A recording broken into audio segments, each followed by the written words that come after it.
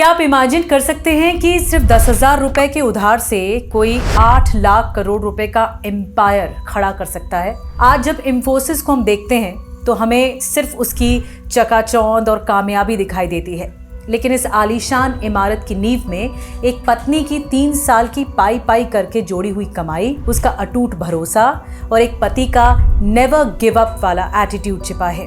भागदौड़ वाली लाइफ के बीच आज वीकेंड के इस खास किस्से में बात करेंगे एक ऐसे पावर कपल की जिसने इंडियन कॉर्पोरेट हिस्ट्री को हमेशा हमेशा के लिए बदल दिया। नमस्कार, मैं हूं आपके साथ निधि और आज हम पन्ने पलटेंगे एन.आर. नारायण मूर्ति और सुधा मूर्ति के उस स्ट्रगल के जो आज की जेनजी जनरेशन के लिए एक परफेक्ट लाइफ लेसन है। कहानी शुरू होती है साल 1981 से।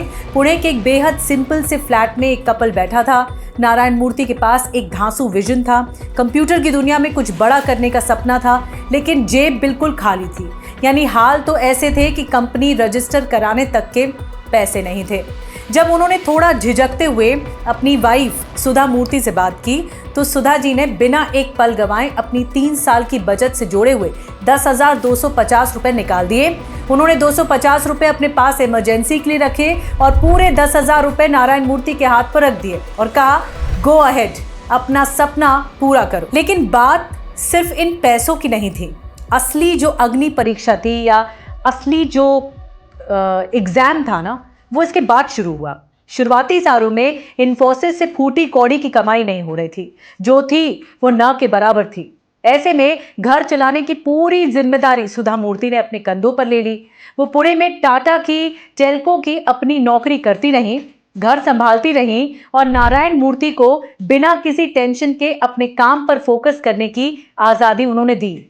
वो कहते हैं ना कि सुधा मूर्ति ने एक तरह से नारायण मूर्ति को आई हैव योर बैक वाला कमिटमेंट दे दिया था कि जब तक तुम अपने पैरों पर खड़े नहीं हो जाते, घर की फिक्र मत करना। और फिर आई 2 जुलाई 1981 जब इंफोसिस की शुरुआत हुई। नारायण मूर्ति के साथ ना उनके 6 और दोस्त थे।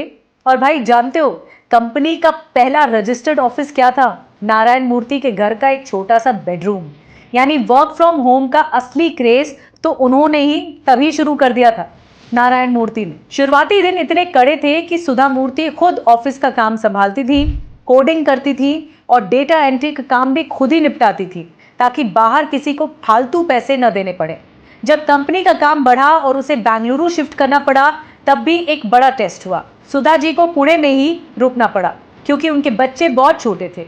पति पत्नी महीनों एक दूसरे से मिल नहीं पाते थे, लेकिन उनके बीच जो ट्यूनिंग और म्यूचुअल रिस्पेक्ट थी, अंडरस्टैंडिंग थी, वो एकदम नेक्स्ट लेवल की थी। जैसे जैसे इंफोसिस ट्रैक पर आई ना, सुधा मूर्ति भी उसमें पूरी तरह से सक्रिय होती चली गई। वो खुद एक ब्रिलियंट इंजीनियर थी और कोडिंग में माहिर थी। लेकिन यहाँ कहानी में एक बड़ा ट्विस्ट आता है। नारायण मूर्ति का एक पक्का उसूल था कि कंपनी में कभी भी एक ही परिवार के 2 लोग ऊंचे पदों पर नहीं रहेंगे ताकि प्रोफेशनलिज्म बना रहे और भाई भतीजावाद का कोई ठप्पा न लगे। वैसे यहाँ तो हस्बैंड वाइफ वाला मामला था। जब उन्होंने ये बात सुधा जी को अपनी पत्नी के सामने रखी ना, तो जाहिर है किसी भी आम इंसान की तरह उन्हें भी थोड़ा बुरा लगा होगा कि पति ऐसा कह रहे हैं। लेकिन उन्होंने अपने करियर से ऊपर अपने पति के प्रिंसिपल्स और कंपनी के फ्यूचर को रखा। उन्होंने मुस्कुराते हुए कदम पीछे खींच लिए।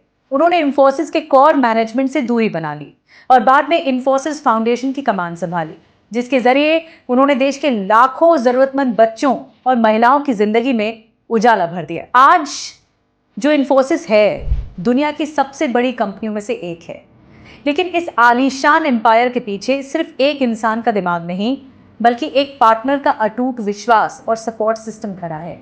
मैसेज यही है कि कामयाबी का मजा तब और बढ़ जाता है जब सफर में एक दूसरे के सपनों की वैसे ही इज्जत की जाए, रेस्पेक्ट की जाए, जैसे अपने खुद के सपने की होती है। सोचिए, जब आपके पास पैसे नहीं होते ना, तब लोग अक्सर अपने सपनों को मार कर किसी कोने में बैठ जाते हैं, लेकिन सुधा जी ने ऐसा नहीं किया। उन्होंने नारायण मूर्ति के सपनों में अपना अक्स देखा। वो दौर ऐसा था जब समाज में महिलाओं का नौकरी करना ही बहुत बड़ी बात मानी जाती थी, लेकिन सुधा जी ने न सिर्फ नौकरी की बल्कि पूरे घर का खर्च अकेले उठाकर अपने पति को रिस्क लेने की पूरी आजादी दी। ये एक पत्नी का अपने पति की काबिलियत पर वो अंधा भरोसा था, वो अटूट विश्वास का ये था जो बाजार के किसी भी इन्वेस्टर से कई गुना बड़ा था। आज की क्विक सक्सेस या शॉर्टकट वाले ज़माने में ये कहानी हमें सिखाती है, हमें सबक देती है कि किसी भी बड़े एम्पायर को खड़ा करने में ना सिर्फ पैसा या आइडिया काफ़ी नहीं होता, उसके पीछे सालों का सब्र होता है, एक दूसरे के लिए किए गए कड़े सैक्रिफाइसेस होते हैं, हर मुश्किल वक्त में मैं हूं ना कहने वाला एक मजबूत पार्टनर चाहिए होता है। तो चलते चलते सुधा मूर्ति की कही एक बात हमेशा याद रखिएगा, जो मुझे भी अच्छी लगती है और मैं भी याद रखती हूँ। पैसा आता है और जाता है, लेकिन जो चीज़ हमेशा आपके साथ रहती है वो है आपका कैरेक्टर और आपके रिश्ते। आपको सुधा जी और नारायण मूर्ति की इंस्पायरिंग कहानी कैसी लगी, कमेंट बॉक्स में ज़रूर बताइए।